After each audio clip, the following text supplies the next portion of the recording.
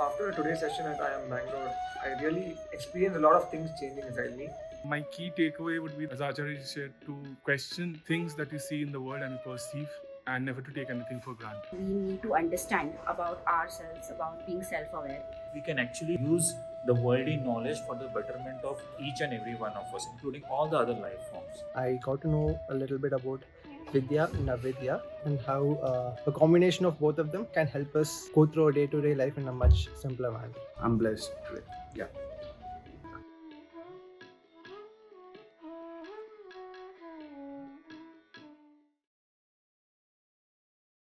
Namaste Acharya ji, Namaste Professor. I watched your recent video, Loving Your Fake Lifestyle. In that video you used two words.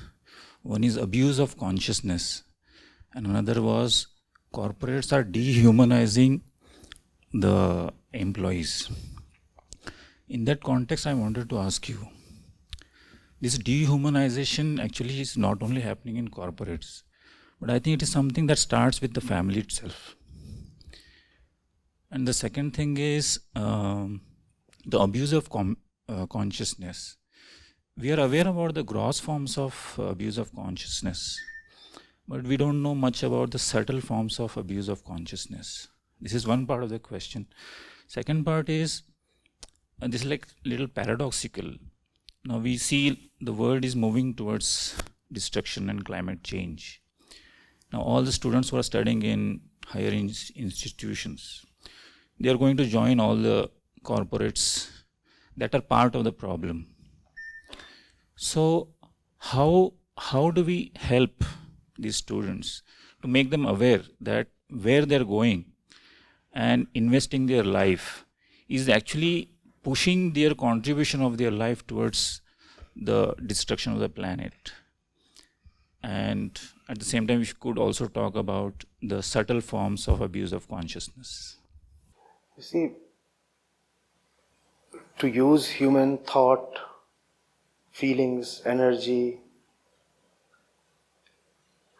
any resources available to the human being for any end objective other than liberation is actually abuse of consciousness. When you are physically alive, you are said to be conscious, right? Yeah. So abuse of consciousness is simply abuse of life. To use your life for any final purpose other than liberation from various kinds of bondages, including your biological instincts and ignorance, is what is abuse of consciousness. What is gross abuse of consciousness? What is subtle abuse of consciousness? What is gross, what is subtle? That which the eyes can easily perceive and the ears can easily hear and the skin can touch is said to be gross. Whereas that which can only be imagined, ideated or conceptualized is said to be subtle. So when you are using material in the hope that material will give you lasting fulfillment, that is gross abuse. When you are dabbling in theories and concepts and ideas and think that ideologies of some kind,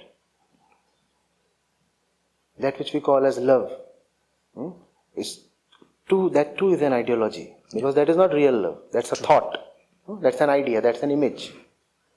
So when you go about this usual business of love, that is a subtle abuse of consciousness.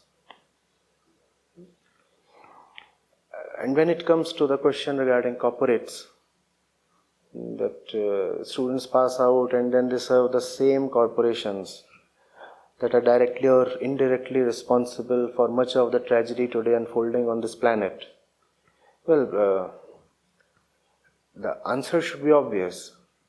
Before the students sit for their placements, there has to be a sufficiently long workshop or a trimester long course that deals with the various industries and if needed takes up case studies pertaining to the regular employers. Why not? Don't we take up case studies that deal with specific companies? But there we want to know how well they are doing in their marketing strategy, how their SHRM is proceeding, or what kind of cost accounting or financial management systems do they use. We should also have case studies that take up, for example, their environmental record. Students should know the firm that they are opting for, to what extent is it life friendly? To what extent is your employer consciousness friendly? Students should know that. But that kind of case study is neither written nor taught, whereas that should be a very important thing. It is very possible that if you open up the entire kundali of a very lucrative employer, the employer might have to return empty-handed from the placement cell. Or maybe I am just being wishful. Maybe the students would still go for that company in spite of knowing everything. Yeah, I mean, I was coming to that, the conflict of interest, my career versus my career goal versus how, to what extent I can actually accommodate the organization that is involved.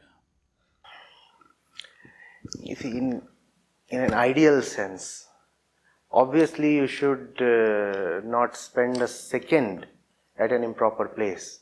But then life is not ideal. Ideas are just thoughts. We might seek freedom from all our constraints, but our immediate fact is that we are operating within constraints. So, with all your honesty, and only you can answer it fully, with all your honesty, try your best to use your constraints in a way that your constraints are loosened. Right now I am speaking in constraints. My fellow professor, my friend here, he too is speaking in certain constraints. We started at a specific time. We'll have to end at a specific time. And there are 1,000 other practical and worldly constraints at every moment, wherever you are, whatever you are doing.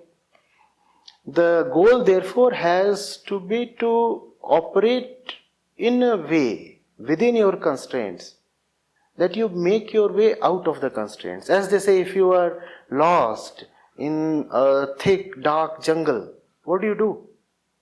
You'll have to move within the jungle. Within the jungle. But you have to move within the jungle in a way that takes you out of the jungle. The jungle is there, we cannot wish it away. At the same time, we cannot turn this into an alibi. What do? I was born in a jungle. So all my life, I just kept wandering in the jungle. That's a poor excuse. Okay, so last thing, this dehumanization, which starts from the family, institution of family, where the family only conditions the child, saying you only belong to these people. Then goes to the education, where he is constantly told you have to only work for yourself. And then when he comes in that kind of a state, it's like very difficult to even realize for that person to what extent the conditioning has gone into. Then the ones who have realized must try to make it easier for the ones who have not realized but have the potential to realize. Right? Yeah. So obviously, the way the child is born and brought up, it is very difficult for him to just know on his own. We said a while back that even if you live for 1,000 years, Vidya will not automatically come to you. You will have to put in dedicated effort. But then if there are people who have begun opening their eyes to whatever extent, it is then their responsibility to create conditions in which the child, the next child born, has it easier than they had. So create institutions, modify our habits.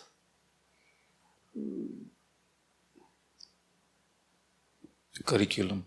The curricula, there is so much that the child goes through. Yeah. Try taking care of it. There is no other way. There is no other way. Otherwise, the system is very much a closed and self-contained one. The cycle of ignorance will continue for 1,000,000 years, and there is nothing within the cycle that will disrupt it. Right? It can just continue. You have tribesmen who have been living in a particular way, completely unchanged, since the beginning of civilization. Yeah. Nothing has changed. The indigenous people. Yes. Right? Yes. And not only have they not changed, many of them actively and very aggressively resist any external contact. If you want to get in touch with them, you will be met with bows and arrows. Yes. So that's the way of Prakriti, physical nature. The responsibility, therefore, belongs to those who have begun knowing. Those who do not know are also free of responsibility. Just if I can just add one sentence on nature and how the businesses are sort of assaulting the nature and all that. I was only wondering, I keep saying this to my students all the time. This whole idea, let us protect nature, is a Western lens to the solving the problem. In fact, I keep telling my students, I discuss also in my courses sometimes very seriously and so on. I think the only education we need, nature needs absolutely no helping hand from ordinary mortals like us. My favorite example is in 3 hours in 2013, a place called Kedarnath, the clock was owned by 150 years. That's all nature can take its own act. So I think the education that we need, which we are also trying quite seriously, I think we should know that we need to be very responsibly, that Paraspara Bhava, which in Gita they talks about, I think that's the kind of thing that maybe, I will just add that on the top of this conversation. That's quite fundamental to the whole thing. You see, we have that ego. And that ego, to address its own lack of contentment, wants to use the entire world. Because everything exists so that it can be used by me. So we use all the physical nature, right? And the feeling is of control. I will control it. I will control it for my own welfare, right? I am smart. I am wise. I am not doing well. I am internally bankrupt, and yet I am very smart and very wise. So I will decide how to use the entire planet.